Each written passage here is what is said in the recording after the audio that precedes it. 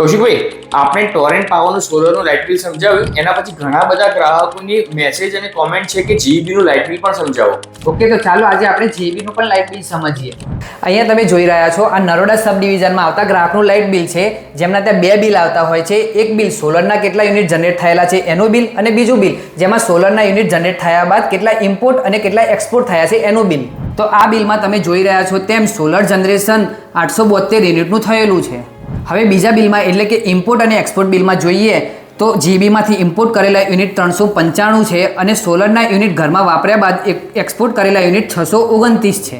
હવે ગ્રાહકના import minus export unit કરીશું એટલે એમને ત્યાં માઇનસ 234 યુનિટની ક્રેડિટ આવેલી છે. હવે લાઇટ બિલની ગણતરી સમજીએ તો આ ગ્રાહકને ત્યાં 0.50 નો સેન્કશન લોડ હોવાથી ફિક્સ મીટર ચાર્જ 30 રૂપિયા લાગેલો છે અને એમનું લાઇટ બિલ ક્રેડિટમાં આવેલું હોવાથી કોઈ બીજા ચાર્જીસ લાગેલા નથી.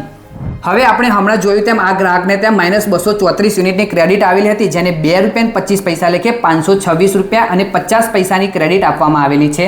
અને એમના આગળના બિલની વિગત જોઈએ તો ₹2493.45 ક્રેડિટ હતી, જેમાંથી 30 રૂપિયા ફિક્સ ચાર્જ માઇનસ થતા ટોટલ ₹2989 અને 95 પૈસાની ક્રેડિટ બિલમાં જમા આપવામાં આવેલી છે. તો તમે જોયું ને, આ ગ્રાહકે પણ સોલર લગાવ્યા પછી સોલરના યુનિટ ઘરમાં વાપર્યા પણ ખરા, એક્સપોર્ટ પણ કર્યા અને ₹2989 ક્રેડિટ પણ મેળવી. તો તમે આ રીલને શેર અથવા તો ટેગ કરો કે જે લોકો સોલર લગાવવાનું વિચારી રહ્યા છે. Thank you Kaushikbhai. વેલકમ.